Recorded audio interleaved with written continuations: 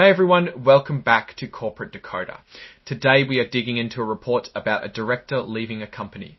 Maybe she just didn't like the coffee in the break room. Let's find out. We're looking at a filing from Revolution Medicines, and it seems one of their board members just called it quits. Why did she leave, and what does it mean for the company? Let's dive in. Before we get started, if you appreciate getting the real story behind corporate documents, make sure you are subscribed to the channel. We also have a Discord community which is linked in the description below. Feel free to join us. So on June 18, 2025, Barbara Weber, a doctor, resigned from the board of directors of Revolution Medicines. That means she's stepping down from being on the board, being part of the Nominating and Corporate Governance Committee and the Research and Development Committee. All of this happened right before the company's annual meeting on June 26, 2025.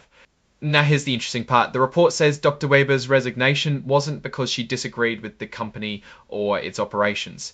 It seems it's related to a clinical study kicking off under a collaboration between Revolution Medicines and another company called Tango Therapeutics. So basically she wasn't happy with where the science was going and what it tells about the future of the company. Alright, that was a pretty straightforward look at that SEC filing. Now let's zoom out and try to figure out what's going on here.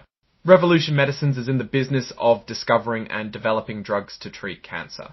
This resignation comes at a critical time because they're working with Tango Therapeutics on a clinical study. We don't know much about the specific study, but it must be important enough that it made Dr. Weber leave. When someone leaves a board over a disagreement about the science, it could be a sign that the company's strategy is going in a direction that some experts find concerning.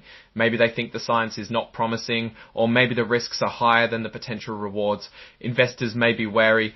The market is going to be keeping an eye on how this partnership with Tango goes. If the clinical study shows promise, this might be a bump in the road. If the study fails, it might be a signal that something bigger is wrong. Looking at the big picture, this resignation raises questions, but doesn't necessarily sound any alarm bells. Revolution Medicines has to convince investors that its science is solid and that its strategy will work, especially now that it is under scrutiny. Alright, that's all for today's deep dive into this filing. What do you think about this resignation and what happens next? Sound off in the comments. If you found this analysis useful, hitting that like button helps a lot, and subscribe for more of these deep dives. And don't forget to check out the Discord in the description. Thanks for watching and see you next time.